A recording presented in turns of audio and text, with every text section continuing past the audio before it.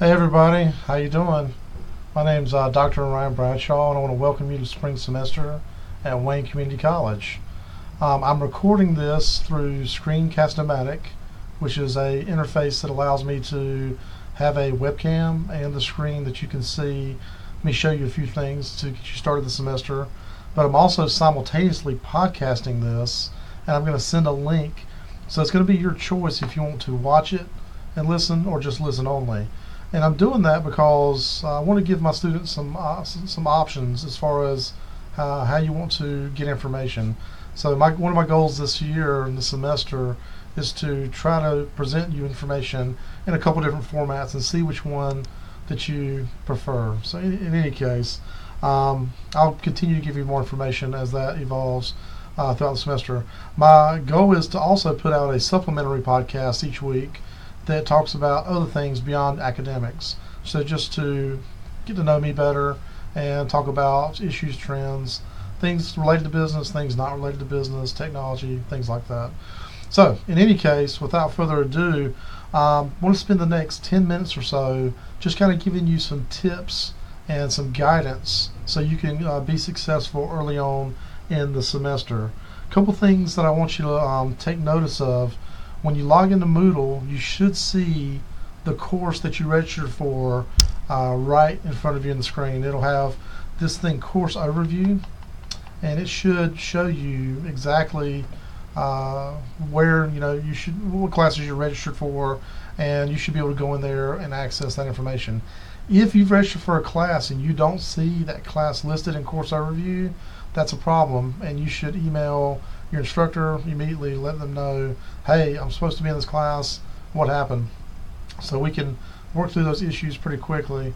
It seems like every semester there is a few minor things we have to adjust, and I hope we can keep it minor, semester to semester, you never know.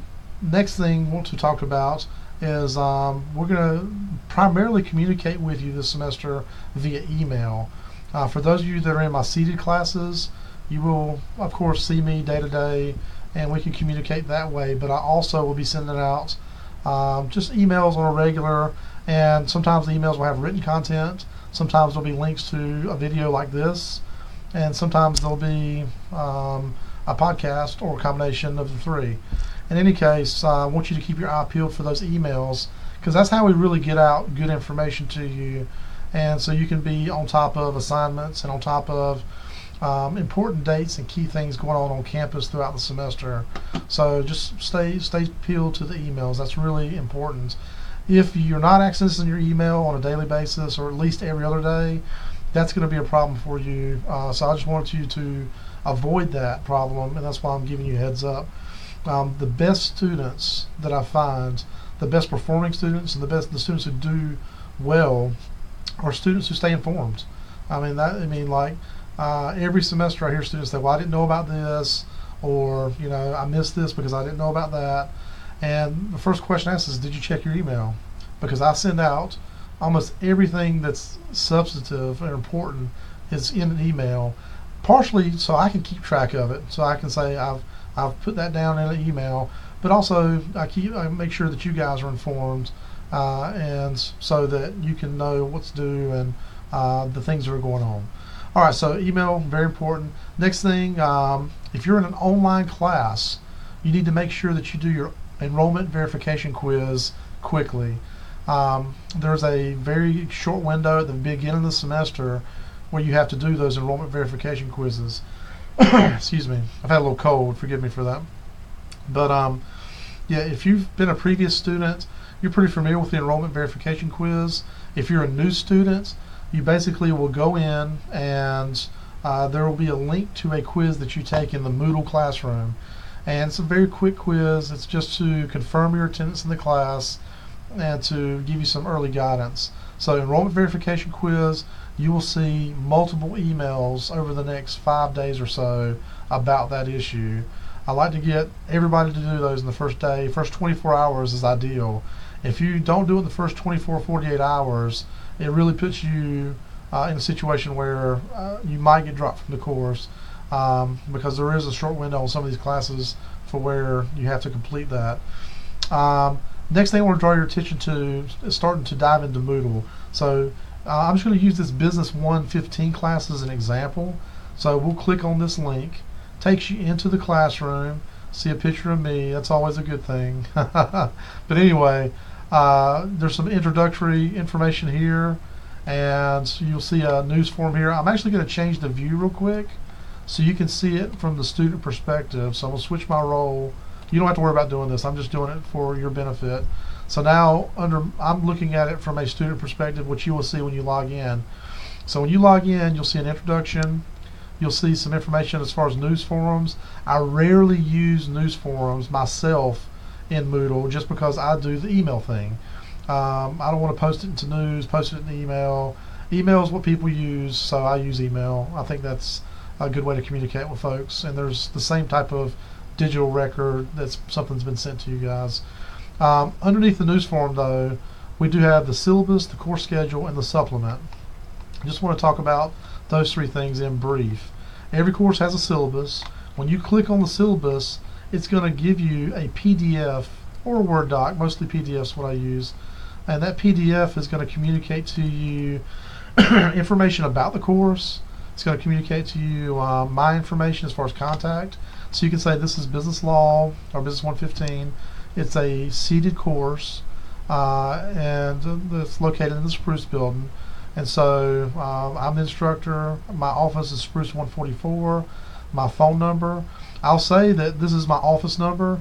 If you want to get up with me quickly, send me an email. That's what I check probably 20 times a day, 7 days a week. So I check it at least every waking hour. The email, I've got a push down email, so I'm checking that quite often. So that is the way to communicate with me quickly. I rarely go over 24 hours on an email back unless it's the weekend. If it's Friday, Saturday, mid-semester, and it's an email about something that's not a pressing issue, I might send you a brief email back saying we'll address on Monday. But for the most part, I'll try to get back with you within a 24-hour on a business day, Monday through Friday. And depending on when you email me, like if you email me at noon on a Wednesday and I've already checked out for the day, it might be, like 9 o'clock the next day when I get back with you. So not quite 24 hours. So just be patient on that.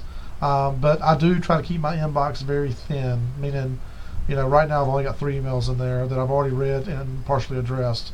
But I do keep all my emails in my inbox until I clear them out or resolve your need, whatever it is that you may be. So I do have that email address listed here. Next, you'll see some information about the course description. And even though this is a 115 class, regardless if you're in that or Business 110, Business 116, 230, 240, 137, doesn't matter. Any class that I'm teaching or in the business department is going to have a similar syllabus because they are standardized. And so you're going to see information about the learning outcomes for the program, the institution, and the individual course. You do have some required textbooks, and the information is here on that. For this class and every class I teach except for Business 110 and Business 230, we will be using MindTap as a means to do assessment, meaning you'll have your homework in MindTap, and I'll talk about that in a moment. For my 110 folks, Intro to Business, you folks will be doing your coursework inside of Moodle. And for my Business 230, my Small Business Management class, you folks will be doing your coursework also in Moodle, okay? So, I've talked about the textbooks. If you have questions about that, just let me know. But for the MindTap people, there is a bundle in the bookstore where you can purchase the code and a print book. So check that out. And as far as late work and missing work and things like that, we have a no late work policy. I give everybody the benefit of the doubt once a semester, but if you're waiting until 10 o'clock on a night where an assignment's due at 11 and something happens, your Wi-Fi goes out, computer breaks, browser's not working, power goes, whatever, I mean, you name it. I've been here for 3 years. I've heard 3,000 examples of things that can go wrong. But if you're waiting until that night to do your work and then something happens and you can't get it in, I'll give you a get out of jail free card once. but I retain all those emails. So if you use that card once, you don't get it again for the rest of the semester. What I expect is if an assignment's due like Friday night, that you try to do that on Thursday night. Be responsible.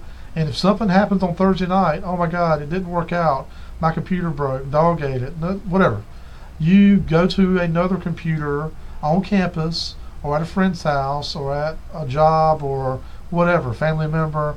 You have another 24 hours to get that assignment in before it's due. So keep that in mind. And the reason why we're strict on that late work policy is because in business and in life, there's very little tolerance for late work. If you go to a job, you say, they tell you to do some stuff, and you say, well, I didn't get it done, or I'm going to have it tomorrow. That's not a good practice for you as a student. It's not a good practice for you as a professional. So when my boss tells me to get things done, I make sure I do them, and I email her or I contact her and let her know it's done. That's just the way things should be done. So no late work. If you are in a seated class, we also have a no tardy policy. The reason being, we do have a limited amount of time in class. We want to make sure that time is constructive and we're getting the ball rolling. And for people that are late, number one, you're missing a part of the class, but you're also disrupting class coming in late. So there is a no late or no tardy policy. If you do show up late and the door is closed, we don't let students in. So I know that's also strict, but we're trying to encourage you guys to be prompt with your work, to be prompt with your person, to be here, to be purposeful, to learn, to grow, to work towards an opportunity to not only learn more, but to have choices in life that education will afford you. This is a 10-point scale class, just throwing that out there. You can see 90 to 100 is an A, 80 to 89 is a B, 70 to 79 is a C, 60 to 69 is a D, and 59 below is an F. There's tons of opportunity throughout the semester to make great grades. I'll tell you the things I've learned from students is doing the work and showing up lends to being successful in the class. Not doing the work and not showing up lends to not being successful. So if you show up, if you do the work, you're already winning like 80% of the battle right there. I mean, I've had students that weren't very great students as far as from a learning perspective, but they put up the effort. They did the work, they showed the class, and they did better than most of the students that I know had the academic ability to make straight A's. But these other students that put in the work, they actually perform better. So don't take for granted that you don't have to do the work. And the work that we asked you to do, the work I asked you to do in this program, is not intensive. It's very, it's meant to enhance the learning. It's meant to back up what you're exposed to in the learning. So just keep that in mind. There's some other information about financial aid, the academic integrity, the Students with Disabilities, and the Non-Discriminatory Act. I want you to take an opportunity to read this information in the syllabus. And also there is information about drops. This is specific to individual courses, meaning that depending on what type of course it is, whether it's online, seated, and what day of the weeks it meets on, those drop dates are going to be different. It has to do with contact hours. So if you're an online student, you can't go more than 15 days without doing work. If you go more than 15 days without doing work, you're going to be dropped. If you're a seated student, you meet on Monday, Wednesday, and Friday. Typically, it's 9 days. That's it. Boom, you're out. Tuesday, Thursdays, it's around 7 days. But it may, just check the syllabus to identify. That's exactly like on this one. This is a 9 days. You'll be dropped on the 10th. So just check your syllabus to be sure that you know what's up specifically for your class. I'm going to end this video as a part 1, but I'm also going to put out a part 2 that you can identify. I'll just continue to identify some other good things you need to know at the beginning of the semester. So I'll be right back.